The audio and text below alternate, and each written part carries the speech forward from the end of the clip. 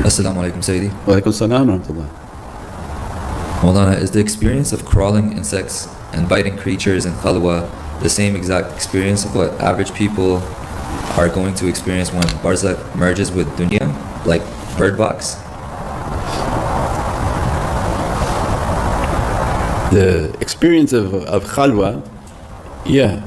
If you're talking about the initial stages of seclusion, going through all of the bad characteristics that have to be taken off of the person.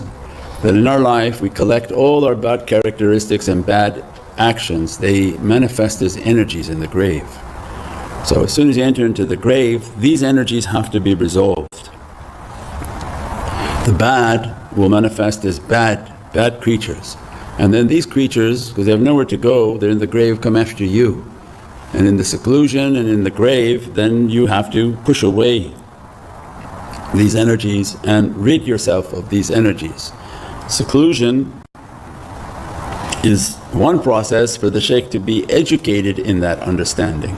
Someone who hasn't tasted death doesn't have the slightest understanding of what we're talking about. That's why when they talk about death, it's like reading a book. Somebody read a book and now telling you what they read of a book. Say, yeah, I know that's in the book, but let's describe what really happens. Because a book is one thing and the reality is a little bit more detailed. And that's one of the details of seclusion, is that you go in with energies. And that's why the shaykhs talk about energy.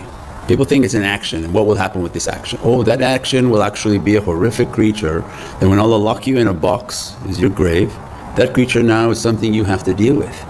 When people say, oh, how is justice going to come? Justice is going to come very severe, Allah is very just. So the bad actions you do against people, for example, is going to be a horrific energy. And that energy is going to come to you in the grave and do horrific things to you. So that's not something easy, that's not something simple, and everything is going to be caught. There is no escaping Allah's way. So that's why if Allah's rahmah comes, He sends you guidance that resolve it now. So they resolve it in their physical world, they do their istighfar, they do their salawats. Make your contemplation to see what's in your file. If you don't contemplate, then you're not really trying to figure out, what's my bad character? Oh, you find it. And that's the danger. When you sit and meditate, so, oh look, I'm arrogant, I'm ignorant. You have to admit that you're ignorant, not to be arrogant that you think you know something. Say, I know nothing. And as much as you live a life saying, I don't know. When they ask you how to do this, I have no idea. Even if you know, say, I don't know, but I'm quiet because then I'm open to listen.